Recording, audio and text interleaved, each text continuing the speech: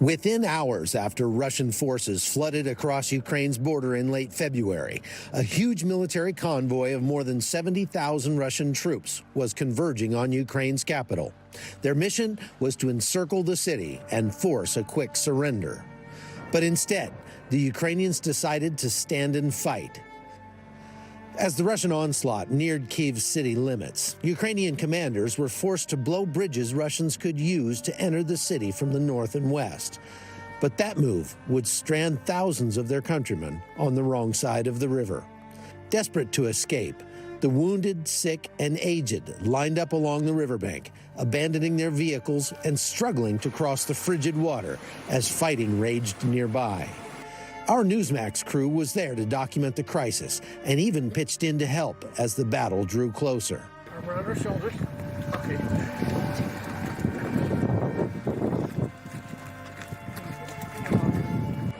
Many were unable to get out, and for those left behind, the nightmare was just beginning.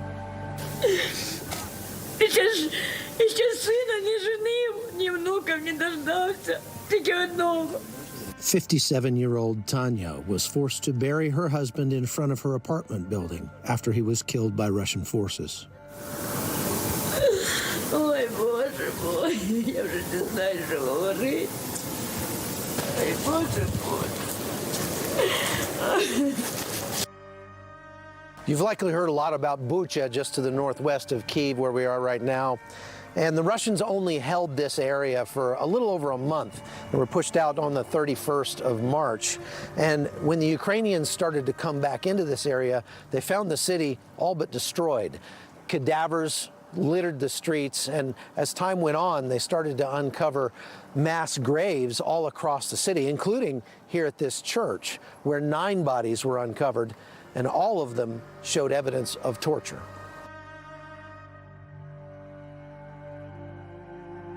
These are all killed and tortured people, shot at close range with their arms and legs tied.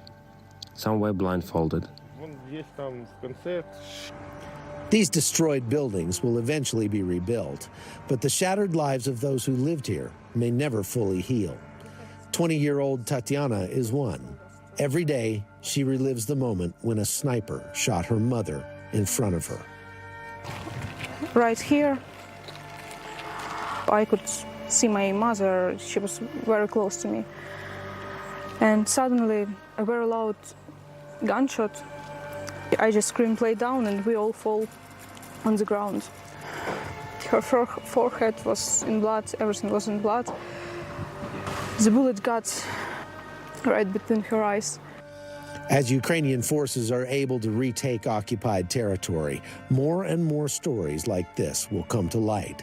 I want people over the world to know what Russian soldiers do to Ukrainians, to show all the war crimes.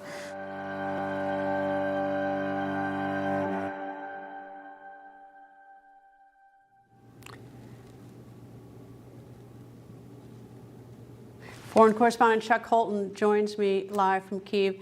Chuck, you know, it's the thing about these wars, you know, is that after a while, some people get war fatigue watching it, but you're there on the ground, you don't get war fatigue.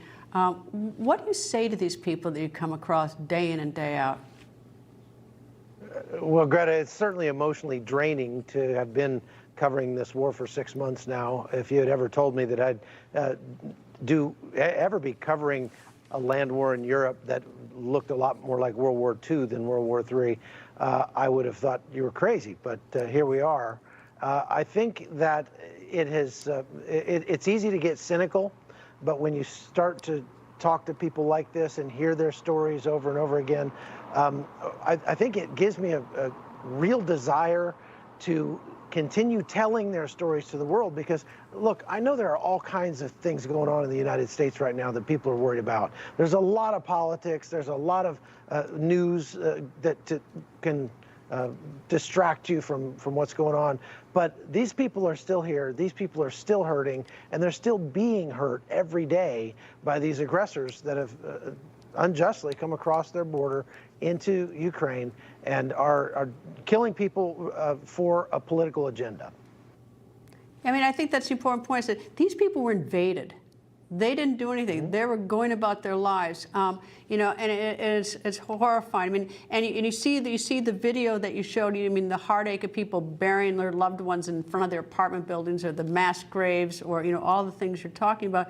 But even, you know, and the buildings destroyed and cars. But winter will soon be coming, and I've traveled there with Samaritans Purse, and they talk about there's going to be starvation because there's going to be a food shortage, and it's going to get cold there. So what's going to happen with these people?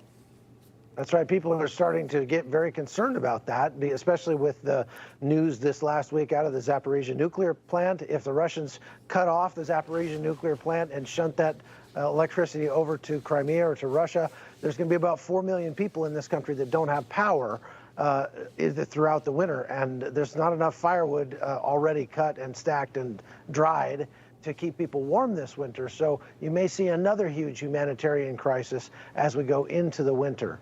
And I just want to say, Greta, you know, there have been a lot of conspiracy theories, a lot of propaganda coming out of Russia about the reasons that they invaded Ukraine. And the thing that I have learned in 6 months of covering this is that none of the reasons that they initially gave for coming into Ukraine have borne out. I've been all over this country from north to south. I've not met any Nazis. Let's just put it that way. And a lot of the things that Russia says, they have ulterior motives, and those motives are starting to come to light.